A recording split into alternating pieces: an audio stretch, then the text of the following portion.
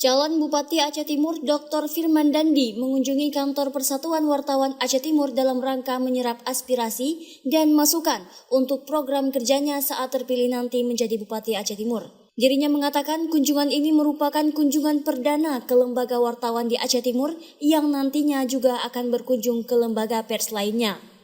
Menurutnya, masukan dan aspirasi dari wartawan sangat penting diserap, dikarenakan insan pers juga merupakan mata telinga masyarakat yang selalu bersentuhan dengan masyarakat.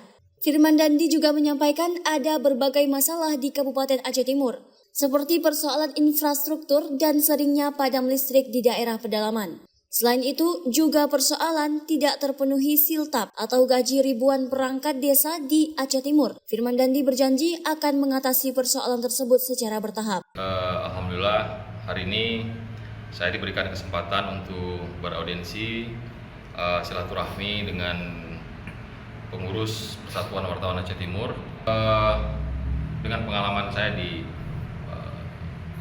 mengelola anggaran sebagai birokrat dahulunya, dengan kondisi kapasitas fiskal Aceh Timur, dengan kondisi rencana kita ke depan untuk penambahan PAD dan lain, kami yakin dan percaya insya Allah apabila diberi kesempatan kita akan mampu, ya minimal tidak bisa langsung mungkin di tahun pertama untuk bisa memenuhi 12 bulan untuk keseluruhan perangkat kampung, tapi kita akan berangsur-angsur dengan segala potensi yang ada. Itu kita akan berangsur-angsur akan kita penuhi sampai dengan 12 bulan.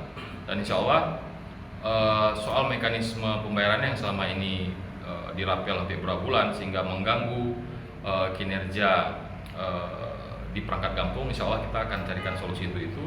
Insya Allah kita bisa akan bangun sistem manajemennya bagaimana semua, bukan hanya perangkat gaji perangkat kampung, tapi semua yang terkait dengan honorarium dan lain-lain, juga mungkin TPP di ASN, itu akan kita bayarkan tiap bulan secara sistem, itu langsung masuk ke rekening yang bersangkutan masing-masing.